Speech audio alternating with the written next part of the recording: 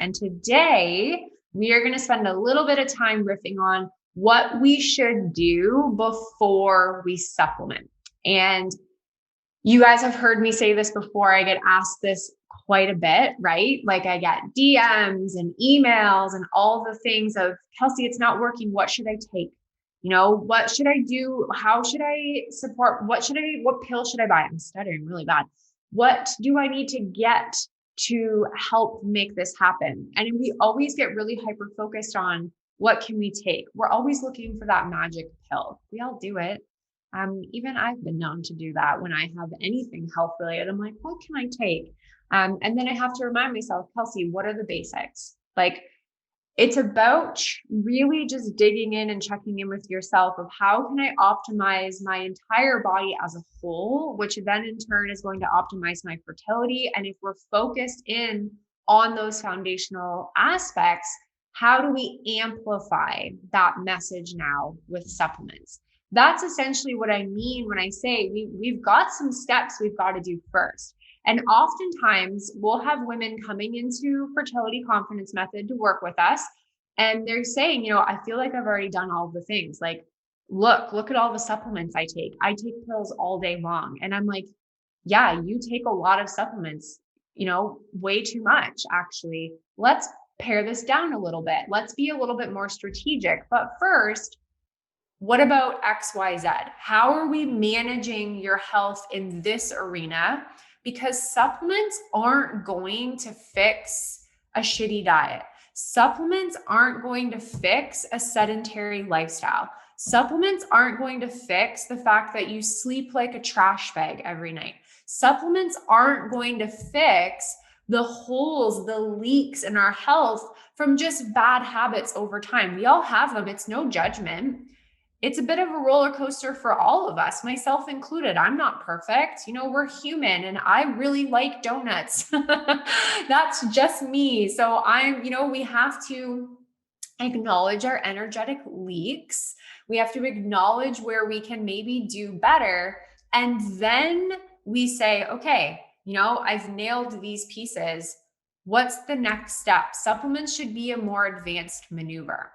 So what are some things we should be doing actually when we're trying to get pregnant? Maybe we're struggling to conceive. Maybe we're new into our journey, or we're kind of just finally hitting that like 6th, 7th month mark going, what the F? Like, thought this would have worked by now. All of my girlfriends got pregnant, in the first 3 months. What's wrong with me? And that's when you start going down the rabbit hole. And this is where the supplements start coming into your life, right? Because we always read about the pills. Someone always has a pill that worked for them.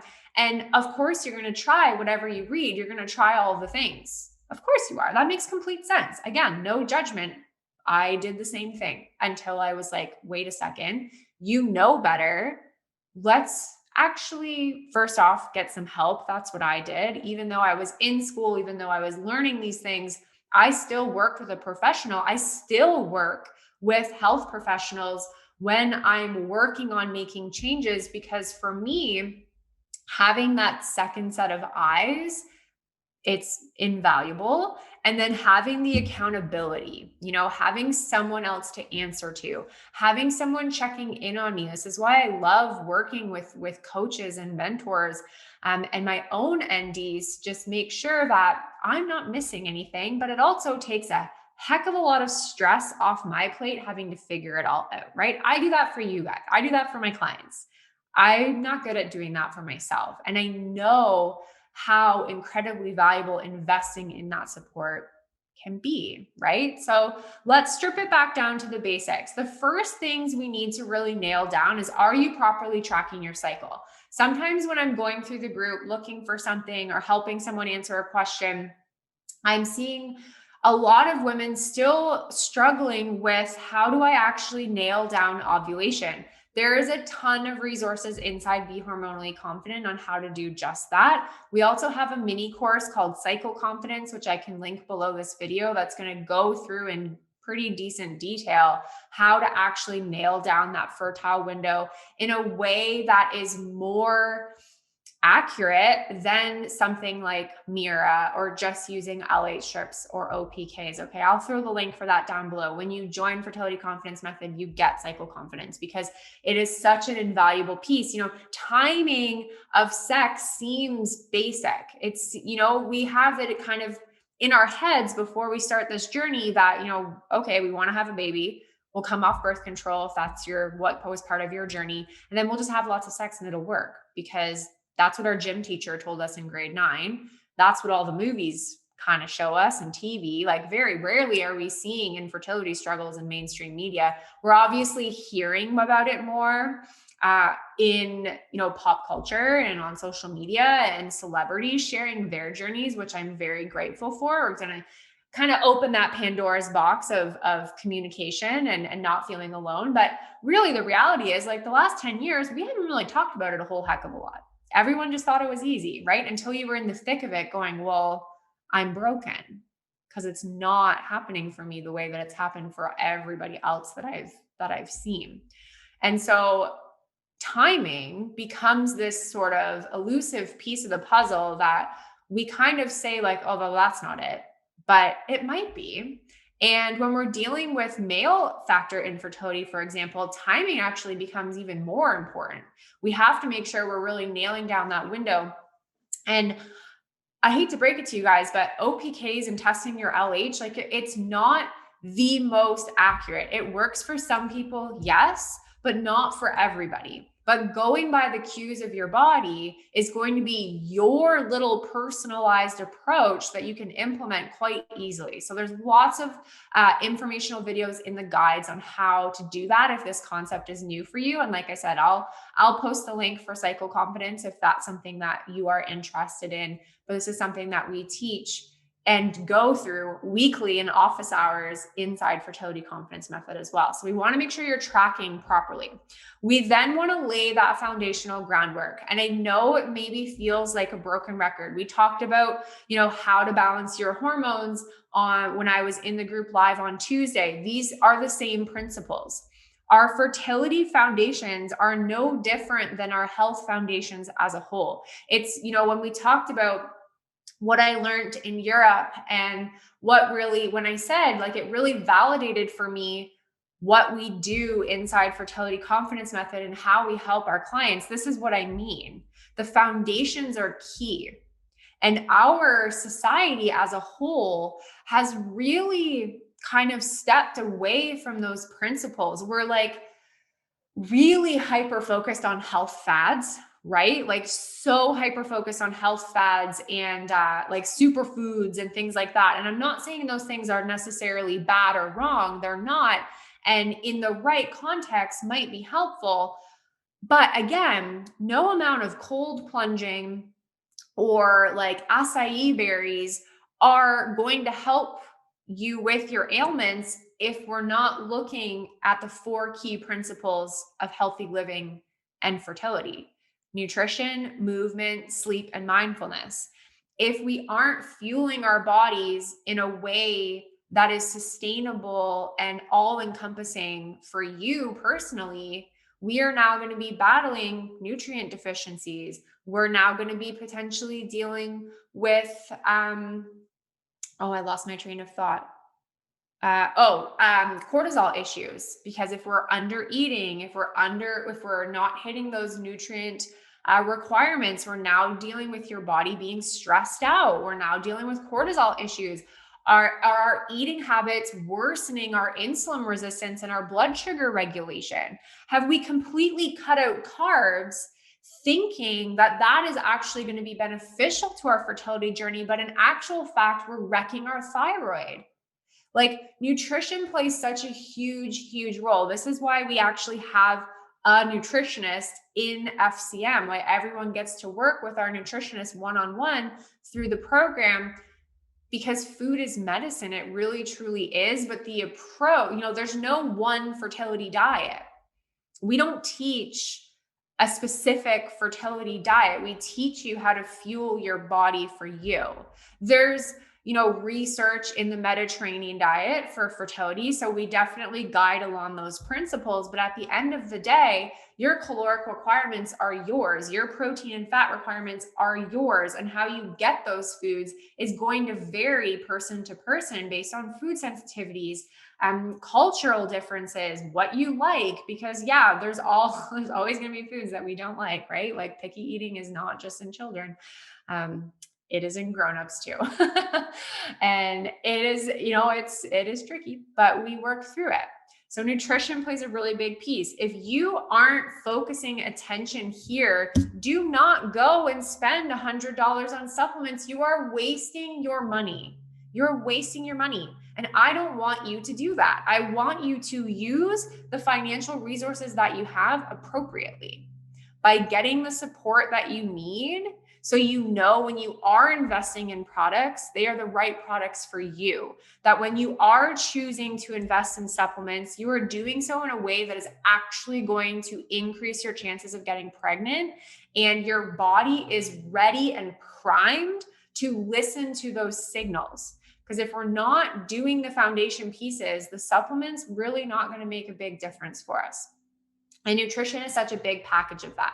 We talk about movement. I don't say the word exercise. I try to not use that term all that much because I think the word comes with a lot of negative connotation. Here comes that big truck covered in grass. That word, people hear exercise and they think, okay, I've got to join a gym. I got to get to the gym every day for an hour. If I'm not, a puddle on the ground after, it doesn't count. And that's, again, just simply not true. We actually have a lot of really amazing supportive research in walking and showing that walking can actually reduce your insulin numbers and improve your insulin sensitivity, can help your thyroid, can help your nervous system regulation, your cortisol. Walking can balance your hormones. Again, it seems so bloody basic, but it actually can be that simple. So if you are starting from, I don't move at all. I haven't exercised in forever and I don't even know where to get started. Walks is how you get started. I am a huge fan of cycle syncing your workouts. There's 4 podcast episodes on it. I think we're going to do a little mini series here in the group coming up as well, specifically on like exercise and cycle syncing. There is some really exciting revamps in the work for FCM about how we can utilize the power of cycle syncing even more tailored into our fertility approach. Thinking of like having it as a little separate offer for you guys as well who aren't ready to join us in FCM. Like cycle syncing your life, but especially your movements, your movement patterns is incredibly important for you to honor your hormones. And we can harness this power and optimize our fertility if we're treating our body appropriately at different phases of our cycle. So that's how I like to approach movement. But really, if you're someone that's, starting from scratch, just start basic. Just get out for a walk. Get that commitment to yourself of 15 minutes every day for you. Walk around the block. If you're like, yep, I'm in it, this is a habit now, stretch it out to a bit longer, add something else in, do some stretching, some yoga, some Pilates. There's so many options out there. Or if you are someone that's like, oh my gosh, I love lifting weights, that's my jam. Amazing. Strength training and building muscle is so good for your hormones as a woman. We do not need to be afraid of that. So movement is that second foundational piece. Then we need to talk about sleep. So much happens in your body when you're sleeping. If you're not sleeping, we are losing a lot of valuable time for our hormones, right? Your brain needs that reset. A lot of your hormones function on a pulsing action from your hypothalamus. If we're not getting that circadian rhythm, like reset in the night, we might be having issues with that. We know in the research that sleep impacts male fertility, testosterone, sperm count, motility, morphology. We don't have as much in, female fertility that's very specific. We do know that women who are shift workers have lower pregnancy rates and higher degrees of infertility. We know that women who don't get enough sleep or who are shift workers have menstrual irregularities and ovulation issues. So sleep becomes a really important factor here. And again, we sometimes just say like, yeah, I go to bed at night and I sleep and I wake up in the morning. It's just, it's something I do because I kind of have to, but we need to be optimizing our sleep. I've spent probably the last year and a half, I wear an Oura ring on this hand, and just analyzing the absolute like snot out of my sleep because it was terrible. I came out of my second pregnancy very sleep deprived, really struggled. I slept like garbage, and it was a big, big contributing factor to my burnout back in 2020. And I knew that. I knew that I was never going to get back to a place of health until I started sleeping. So I've been able to use my Oura ring to show me what impacts me, what is keeping me from getting deep sleep or REM sleep? When I do X at night, how does that impact the quality of my sleep and my heart rate variability? And for me, I learned that I can't work past 7. I used to work in the evenings quite a bit. I can't anymore because it's not worth it to me in terms of not being able to sleep. Alcohol is something that greatly impacts my HRV and my sleep. I've also learned that actually going for walks in the evening is helpful. A bath or reading in the evening is helpful for me. And then sometimes obviously there's like weird outliers and I'm like, I have no idea what happened here. And it's a work in progress, right? I'm constantly learning how can I up level my health based on the information that I have. That's what gadgets do for us, right? Like, it's not the be all end all, and you don't need one to be able to implement good, healthy sleep patterns. First, just take a good hard look at yourself. Like, let's just sit with that for a moment. How do I sleep? When do I go to bed? How do I feel when I wake up? I feel like they keep walking past my window. So awkward. How do I feel when I wake up? Do you feel like do you wake up and go, oh my God, I didn't sleep? I feel like I didn't get a wink of sleep. That used to be me every morning. I'd wake up and go, is it seriously morning right now? I think I slept an hour. In reality, I slept like 6, which is not enough, but it didn't feel good for me in my body. And if you like really take a long time to get going in the morning, like these are things we need to go, okay, I need to make changes. Do you need to put your phone down earlier? Do you need to turn the TV off? Do you need to go to bed earlier? Like, are you actually giving your body a substantial amount of time to do what it needs to do? Or are we going to bed at midnight and getting up at 5:36? Like, that's not enough time. And that might have served a purpose for you in your, in your early 20s. But as you age, I hate to break it to you, we need more sleep. We just do. Your body does. I have found now that like if I get less than 8 hours, I feel it. And I used to thrive on 6 hours of sleep. Felt great. Felt better actually. Now, not so much. Now when I wake up and I'm like, oh, I slept for 9 hours, I like instantly feel just so much better. So look at your sleep habits right now. How can we make adjustments and improvements in the interest of balancing your hormones and reducing your inflammation and optimizing your stress management responses, and then therefore optimizing your fertility? Like, these things seem basic, but the reality is that they are not. They are very key drivers in this process. And then the last one is mindfulness. Okay, this is where our stress management, where our mindset pieces really come into play. And yes, we need to focus on the physical body. Yeah, sure, we can pull in the supplements to amplify our signaling and messaging once we nail these foundations, but we also have to make sure that we're treating our physical body as well. I wonder if they can hear me. They're learning something, so that's good.